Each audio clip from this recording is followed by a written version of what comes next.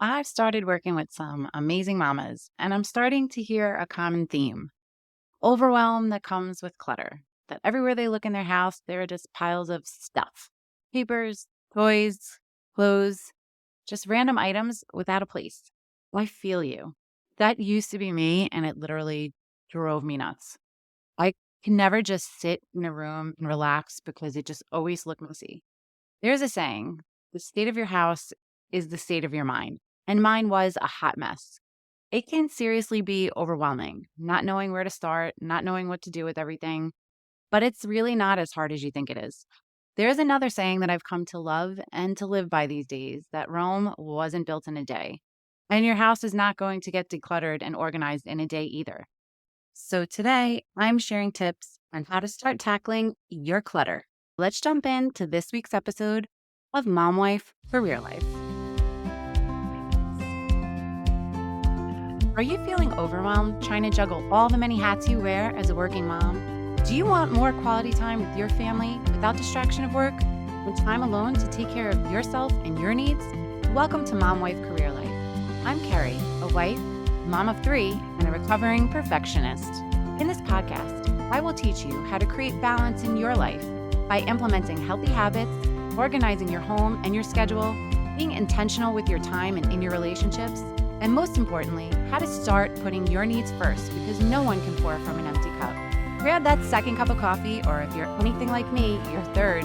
It's time to dive into today's episode, Mom Wife Career Life. I've always tried to keep an organized and tidy house, but when you have kids, there just seems to be a constant flow of stuff coming into the house, whether it's clothes, toys, sports equipment, and I'm no better. Between Amazon, Target, and Home Goods, I feel like I'm always adding stuff to the house too. But 2 years ago, I had a huge wake up call when my town got hit with Hurricane Ian. It caused some major damage to our town. We have a beautiful river that runs through the middle of our town. And if you follow me on Instagram, I'm always taking pictures, doing reels of my walk near the river. But as beautiful as it is, it gets pretty scary when we have crazy amounts of rain, and even more so during hurricane season. Hurricane Ian caused so much flooding, and so many people lost so much.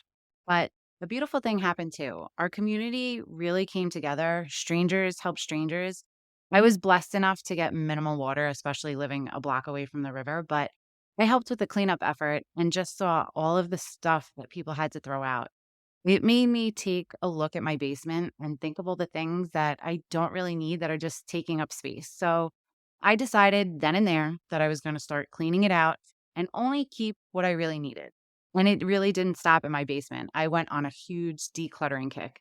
And the thing with decluttering and organization is that you're never really done because, like I said, there's always a constant flow of stuff coming into your home, but it's learning how to manage and how to make sure that as stuff is coming in, there's also stuff going out. So I wanted to share my tips on how to start decluttering and organizing your home. The first two are around mindset. Number one, think of the real estate in your house that the clutter is taking up and ask yourself what that space is costing you both financially and mentally. One of the biggest things I had to tackle when I first started decluttering was my mindset. It used to be so hard for me to get rid of things that I barely used or that were still in great condition because I felt like I was wasting money. We still had value, but it was actually my mom who said it to me that these things are taking up real estate in your house. So if you think of it in that term, how much are you paying in rent or your mortgage for that stuff to stay? And just think of how much better you will feel when you look around and everything is tidy and you open up a cabinet and everything is in its place. You can actually find something when you're looking for it. Number two, if you're still hung up on the money aspect, then plan to have a garage sale or donate the items and you can claim the charitable contribution on your taxes. If you want or need the money, you could post the bigger items on Facebook for sale, but be realistic with the amount of time and effort it takes for you to take the pictures, negotiate the pricing, coordinate the pickup times. Your time is worth money too. You could also do a garage sale, try to sell what you can, and then donate the rest. I've done that a couple of times. You make a little money and you still get to claim something on your taxes. Once you're in the right mindset, and know what you plan to do with all the stuff, it really makes it easier to move on to actually decluttering. Which brings us to number 3. Declutter in phases if you have to. When I have 10 to 15 minutes, I go through one shelf, one drawer, one cabinet. In between meetings, while I'm waiting on something to cook or can't leave the stove, is a perfect time to clean out and organize that junk drawer. I have a donate section in my basement. It's actually underneath my kitchen stairs where I keep a box or boxes if I have that much stuff where I'm putting stuff in it that I'm donating constantly. When I'm cleaning out an area or I see something that I just can't use or don't want anymore, it goes straight into that box. Number 4, block out a chunk of time to work on specific areas, like a closet. Closets are a much bigger project. My bedroom closet is my next project, and I know I need a good 2 hours, probably more, to do that one. To do it right and to do any cluttering of a cabinet, a closet, a drawer right is to empty it all out, start from scratch. And once it's empty, wipe it all down so you're starting with a nice and fresh surface. Then you start going through your stuff. I create 3 piles: pile of stuff I want to keep, pile of stuff I want to donate, and a pile of stuff I want to discard. You can even bring in garbage bags so you can put the donate and discard straight into the bags. But with me, I let my mom and my girls go through my donate pile before I get rid of stuff in case there's something that they want to keep. As you are going through stuff, you could use the KonMari method from Marie Kondo. For those of you that have never heard of KonMari, it's basically looking at the item and holding the item to see if it sparks joy within you. Does having it in your life make you happy? Do you feel great wearing it? If the answer is no, then you get rid of it. There is also a specific folding and organizing method that she has that I actually follow too. It's folding your clothes, and instead of piling them up in your drawer so you can only see the item on top, you're basically taking that pile and turning it sideways or knocking it over in your drawer so that you see every shirt stacked neatly. And you could pull that one item out of the drawer without messing up the entire drawer. So, highly recommend it. I do it for myself and I do it for my kids. Russ is on his own. Number 5, schedule a donation pickup. Nothing will light a fire under you like a deadline. As moms, we're just so busy. There's always something going on to distract us or make us procrastinate. But when we know we have a deadline, that kicks our butt in gear. One of the things I started doing was scheduling a donation pickup every other month. We have a green drop close to us that has weekly pickups, so there's always a date available. I book it, mark it on our family calendar, both our Google Calendar and our paper calendar that's in our kitchen. So everybody knows. My mom is also a big motivator when it comes to getting stuff out of the house. So when she knows there's a deadline, she helps light that fire under me too. If you don't have a green drop, there are a bunch of different charities that do pick up. So just do a quick Google search. Number 6, the 2020 rule. When you're struggling whether to keep an item or not, it's helpful to think of the 2020 rule. This is asking yourself, can I replace it for less than $20 and in less than 20 minutes? This is great for kitchen decluttering. If you have 15 mugs, 10 water bottles, way too many gadgets you think you might use one day, if that one day hasn't happened since you bought it, then donate it. If you really need it one day, you can run to Target or Home Goods and grab another one. Or borrow from a friend because they probably have the same drawer with the same kitchen gadgets as you do. Number 7, invest in furniture with closed storage. Having furniture with doors or shelves that you can put cute bins in, especially if you have little kids. Kids just have a lot of stuff: toys, games with small parts, and you want them in areas where they are easily accessible, like your living room. If you don't have closed storage for some of their stuff, your living room is always going to look a mess, no matter how much you try to clean it. We recently purchased cabinets for our basement for storage. We used to have all our extra pantry items, party supplies, serving dishes on open shelving, and no matter how organized I made it, it just always looked messy and would bother me every time I walked past it. So now we have them in nice cabinets with doors, and it looks nice and crisp every time I walk past it. Number 8, purchase matching organizing containers.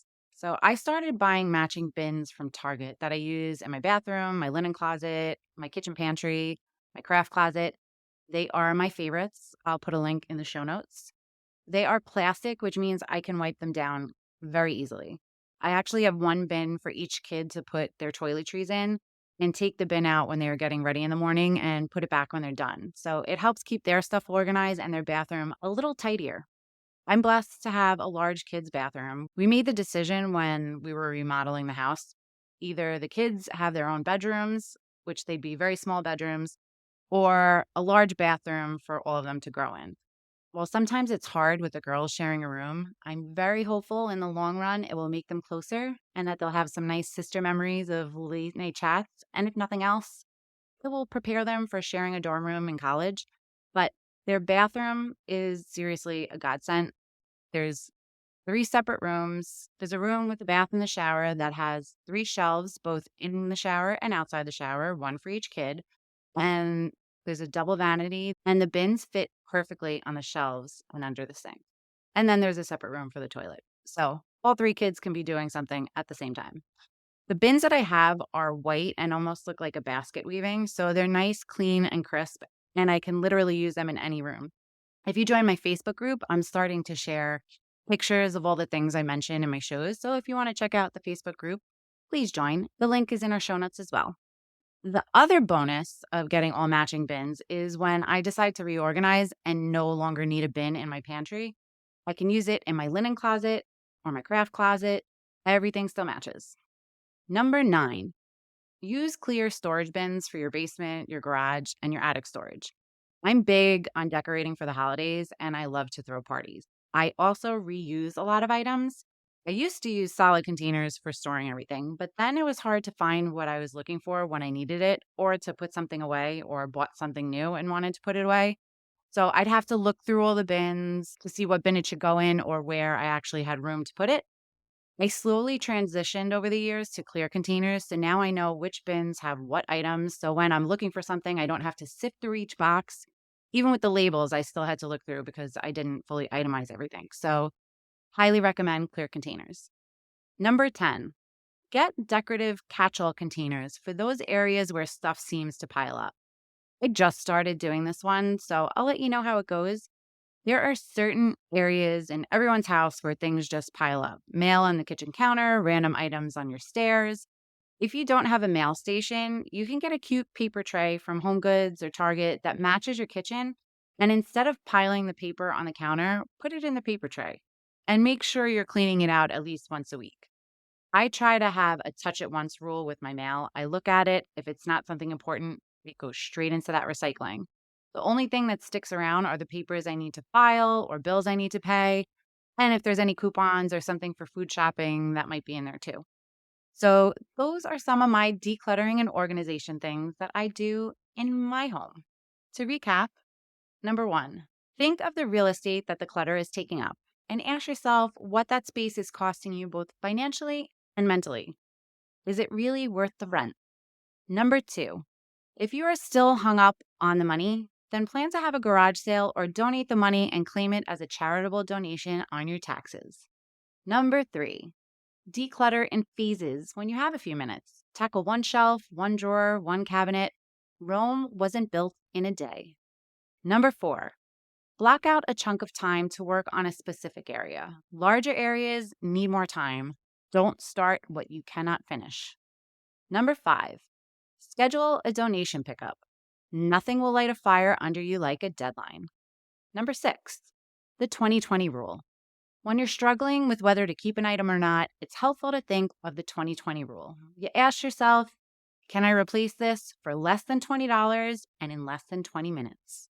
Number 7, invest in furniture with closed storage. Get all of your games, toys, books out of sight, but still easily accessible. Number 8, purchase matching organizing containers. Make sure they're plastic so you can wipe them down. Number 9, use clear storage bins for basement, garage, and attic storage. They make finding items and putting stuff away a lot easier. And finally, number 10, get decorative catch-all containers for the areas where stuff seems to pile up. Paper is a pain point for most mamas. Check out Home Goods for some cute and affordable paper storage. If you have some decluttering or organizing hacks that you would like to share, we would love to hear from you. Head on over to our free Mom Wife Career Life Facebook community and tell me all about it.